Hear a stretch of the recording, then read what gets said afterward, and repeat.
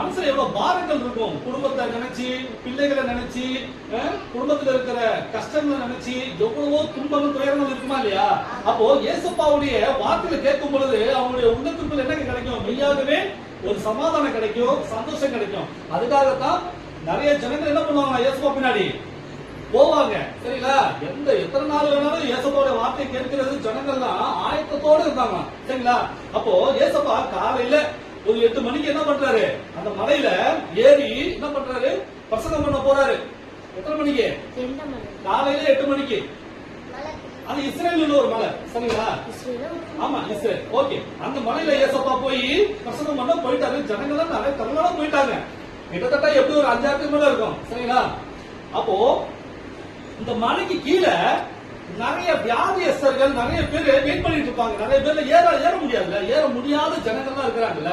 அப்போ இயேசுப்பாவை பார்க்கணும் அப்படின்னு சொல்லிட்டு காலையில இருந்து வெயிட் பண்ணிட்டே இருக்கிறாங்க. சரிங்களா? இப்போ இயேசுப்பா பாக்குறது காலையில இருந்து மலைக்கு கீழே வெயிட் பண்ணிட்டே இருக்கிறாங்க.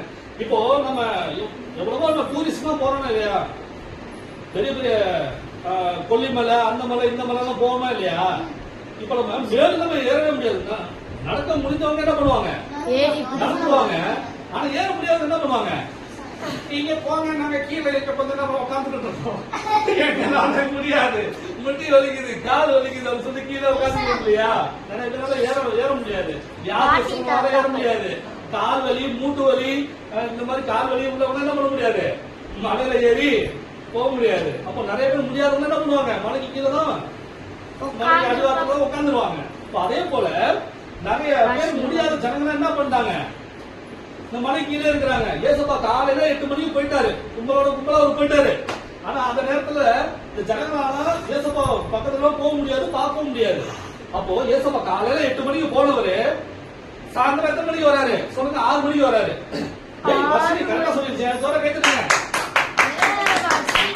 6 மணிக்கு போனவரு, 8 மணிக்கு போனவரு என்ன பண்ணாரு? சாயந்தரம் தான் அவர் என்ன பண்றாரு? மலையை விட்டு கீழே இறங்கி வர்றாரு. அப்போ அது வரைக்கும் ஜனங்கள் என்ன பண்ணிருந்தாங்க?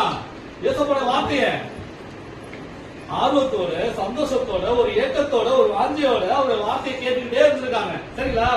அதெல்லாம் மத்தேயு எழுதின சுவிசேஷத்துல பாத்தீங்கன்னாக்க 5ஆம் அதிகாரம், 6ஆம் அதிகாரம், 7ஆம் அதிகாரம், இந்த 3